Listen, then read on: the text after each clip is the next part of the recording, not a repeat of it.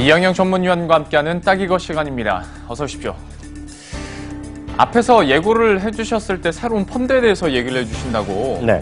그런데 뭐 특정 펀드를 딱 얘기를 하면서 지금까지 뭐 딱 이거를 전체를 끌어간 적이 그렇게 많지 않아서 네. 좀 새롭다라는 느낌도 들고 어떤 얘기 해주실 거예요? 특정 펀드의 뭐 개별 펀드를 말씀드리는 게 아니라 예. 새로운 펀드 상품이 새로 출시되거든요. 네네네. 오늘 그 얘기할 텐데요. 바로 코스닥 벤처 펀드라는 것이 바로 딱 내일 4월 5일부터 일단 예. 여러분들이 직접 가입할 수 있기 때문에 오늘 그 얘기를 한번 설명해 드릴 텐데요. 이게 뭐냐면 지난 1월 달에 금융위원회가 코스닥 시장 활성화 방안을 여러 가지 발표했습니다. 예. 당시에 KRX 300이 가장 큰 거였는데요. 그때 발표된 것이 바로 코스닥 벤처 펀드인데요.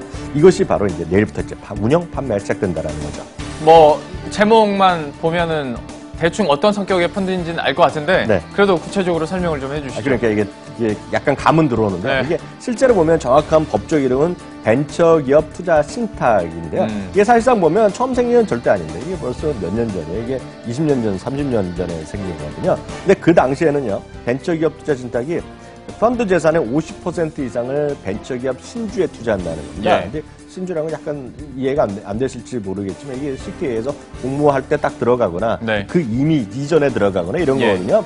이게 50%이라고 일단 그 당시에도 이제 운용금액 그 가입 금액의 10%까지 소득 공제한다는 건데요. 네. 이게 실제로 보면 그 다음에 운용된 거가 딱 125원짜리 한 원밖에 없어요. 20년 동안이요. 그러니까 예. 실제로 실제로 운용이 안 된 거죠, 이것들이요. 왜 이렇게 인기가 없었던 거예요? 아까 말씀드린 대로 50% 이상은 벤처기업에 운용하는 그런 조건이 있었고요. 예. 실제로 보면 2000년에 1990년 2000년에 벤처 코스닥 광풍이 꺼졌잖아요. 예. 그러니까 인기가 확 줄어들었죠. 근데 여기서 다시 한번요. 벤처기업이라는 거 먼저부터 다시 한번 설명해 드리겠는데 이게 정확하게 개념을 잡아줘야 하기 때문에요.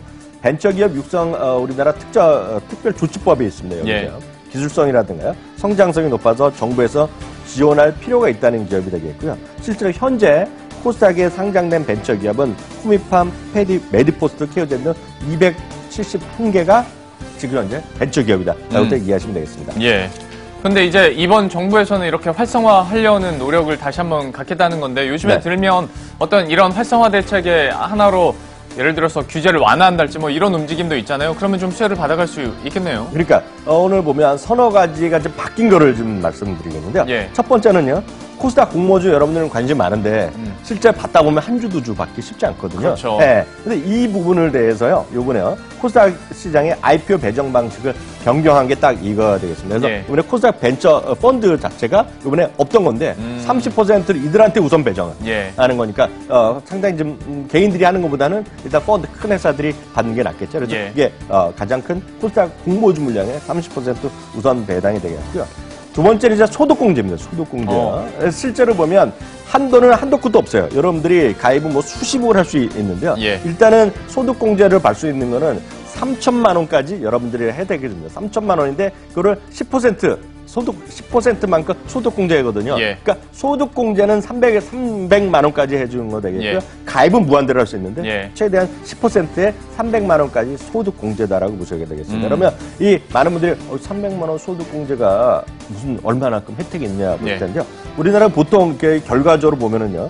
소득세율을 6%에서 40%. 우리나라 최고세율은 40%거든요. 예. 그러니까 6에서 40%를 역으로 계산하면 최소 18만 원에서 세액입니다. 세금이 연간 18만 원에서 120만 원이 감면되는 효과가 있겠고요. 예. 근데 이거는 3년 이상 유지해야 됩니다. 그러니까 2년 있다가 이거 확 받았고 2년 안에 이거 하면 딱 대한민국 깔끔하거든요. 딱 돌려내야 됩니다. 토해내야 네, 되죠. 돌려내야 돼. 여튼 300만 원이고 3년을 유지하는 조건이다라고 일단 이해하시면 되겠습니다. 예. 그리고 뭐 그 외에도 벤처기업 신주에 대해서도 좀 변화가 있더라고요. 네, 맞습니다. 아까 이제 50% 하니까 너무 과다 말씀드렸는데 예. 이번은 확 줄여줬습니다. 이게 또 핵심이 되겠는데 벤처기업 신주요. 벤처기업 신주라는 건 다시 말씀드리지만 벤처기업이 발행한 주식이요. 그리고 무담보 전환 사채, 그러니까 무담보 CB 투자하는 겁니다. 상장 이전에만 발행하는 거 되겠고요.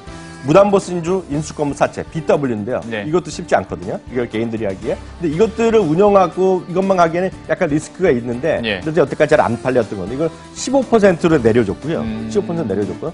이 다음부터 핵심입니다. 15%가 내려줬고 나머지를 뭔가를 해줬을 거 아니고 나머지 이게 핵심이 되겠는데요. 벤처 15% 외에 운용 대상을 구체적으로 좀 확대해 줬는데요. 이걸 그림을 하나 보여드린 걸 보면 딱 이해를 하실 것 같은데 예. 앞서 말씀드린 15%는 기존의 벤처 신주가 되겠고요. 벤처 기업에서 지정 해제된 지 7년 이내 된 코스닥 기업.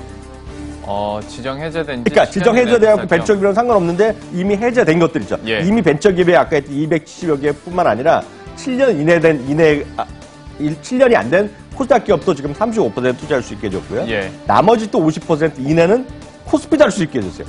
예를 들어서 무슨 뭐 SK뉴스도 할 수 있게 하고 예를 들어 셀트리온도 할 수 있게 해줬다는 겁니다. 예. 예를 들어서 이러면서 운용의 어떤 유연성 이것을 상당히 확대했다라는 것이 상당히 큰 의미가 있다라고 일단 이해하시면 되겠습니다. 예. 그러니까 변화된 것을 봤을 때 정말 좀 매력적이다라는 생각들도 드는 것 같은데요. 좀 다시 한번 종합을 해서 특징들을 그러면 얘기를 해주시겠어요? 제가 웬만하면 펀드 이런 거 얘기 잘 안 하거든요. 제가 근데 작년에 해외 비과세 펀드 이거 당장 하시라 그랬잖아요. 꼭 해라. 그래서 베트남에 얘기하더니 뭐 난리 났잖아요. 어찌됐건요. 근데 딱 보면 이거는 지금은 괜찮다고 제가 봤기 때문에 여러분들 소개해드리는 건데 예. 뭐 저랑 아무런 혜택이 없잖아요. 이거 여러분 은행이나 증권에 가서 하시는 거거든요. 네. 실제로 코스닥 신주 발행 시에 여러분 일단 유리하다고 보셔야 되겠고요. 굳이 코스닥만이 아니라 코스닥 예전에 조그만 기업만이 아니라 코스닥 벤처에서 독립한 것들, 네. 그러니까 졸업한 것들, 예. 그리고 코스피까지 막 담을 수가 있다라고 보셔야 되겠고요. 그래서 코스피에도 하면서 초과 수익이 가능하는 거죠. 벤처 펀드 이 목적으로 자체로요. 예. 그리고 또 운용사별로 차별화 전략이 나오면서 우량 기업에 대한 집중 투자 50%까지만 할 수 있다는 거 되겠고요. 그러다 보니 지금 요번에 상당히 많은 운용사들이 상당히 많이 펀드를 출시할 것으로 알려지고 있고요. 여기에는 사모펀드도 있고 공모펀드도 있습니다. 그래서 최소한 50여 개 운용사가 예. 100여 개의 펀드를 뭐 당장 뭐 내일이 아니더라도 상당히 출시할 것으로 알려지고 있고요. 특히 사모펀드들이 상당히 이번에 적극적으로 이번에 이거 많이 세일즈 할 것으로 저는 기대되고 있습니다. 여기 나오는 기업들이 회사들이 전부 다 운용사고요. 예. 사모펀드, 공모펀드인데요. 또 큰 자산 운용사들, KTV나 이런 것들, 하나 이런 삼성 같은 데는 공모펀드도 하겠는데 예. 작은 것들 있잖아요. 투자 자문에서 자산 운용사로 바뀐 것들은 사모펀드 시장에 많이 진출할 가능성이 크다라고 일단 이해하시면 되겠습니다. 그럼 저는 듣다 보니까 이제 궁금해지는 게 아까 그 비율에서 있잖아요. 네네네. 벤처기업 신주 같은 경우에 50에서 15%로 줄어들고 그다음에 코스닥 기업의 상장 벤처기업 벗어난 지 7년 이내 네. 코스닥 기업들 뭐 괜찮다고 했잖아요. 네네. 근데 그 기업들이 몇 개 안 되는 거 아니에요? 그러면 굉장히 네. 제한적인 거잖아요. 그러니까 이런 거죠. 코스닥 공모펀드에 담을 수 있는 코스닥 기업은 전체적으로 577개가 나오겠는데요. 예. 이 중에서 이제 많은 곳들이 따질 거 아닙니까? 뭘 할까를 따지는데 예. 여기에는 유동성이 일단 풍부해야 되죠. 펀드니까 사타파라타 해야 되고요. 당연히 시가총액이 큰 기업들 그런 것들의 35% 정도 것들이 35% 우선 편입되지 않겠느냐 보셔야 돼요.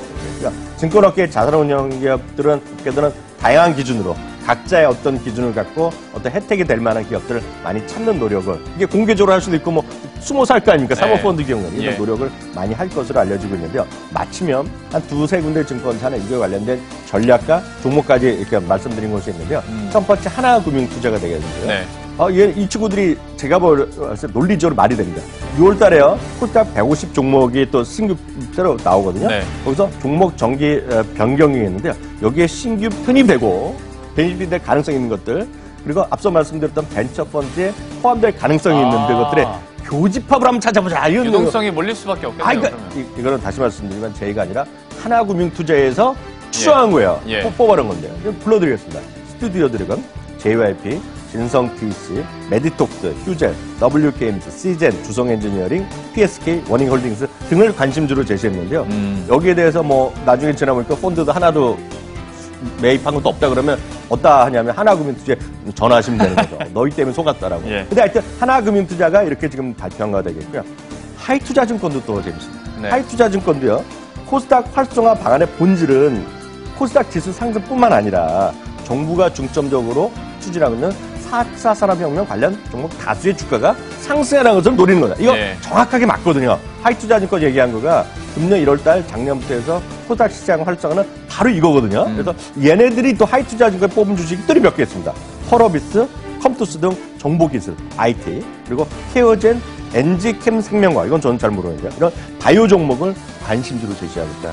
일단 이해했으면 되겠습니다. 저희가 뭐 하다 보니까 종목 얘기까지 계속 나오고 있는데요. 그러면 마지막으로 마무리하는 시점에서 과연 전문가들은 그러면 어떻게 이런 펀드에 투자를 할까 좀 팁을 한 가지 주세요. 예를 들어 제가 만약 한다 그러면 이런 거죠. 저는 일주 이럴 때 안 합니다, 지금은요. 이거는 워낙 많은 다양한 걸 했는데 한두 달만 지나면 요즘은 이렇게 잘 됐기 때문에 시스템으로 펀드의 어떤 평가 이런 거 쫙 나오거든요. 그렇죠. 그래서 예. 펀드 수익률을 한 두세 달 정도 꼼꼼히 체크하고 가입하시면 좋겠고요. 두 번째는 경험이 풍부한 자산 운송을 하는 게 나을 것 같고요. 예. 이것들은 본인에 맞는 것들, 이게 본인이 일일이 찾기 쉽지 않거든요. 이게 늘 말씀드리지만 네이버로 해결될 게 아닙니다. 네. 그래서 PB분들과 충분한 상담을 하고 하셔야 되겠고요. 중요한 거는 이 펀드는 가입해야 되겠다. 이렇게 말씀드립니다. 코스닥 오늘 벤처 펀드에 대해서 이야기를 해봤고요. 여러분들도 관심 가져보시면 좋을 것 같습니다. 지금까지 이양영 전문위원과 함께했습니다. 고맙습니다.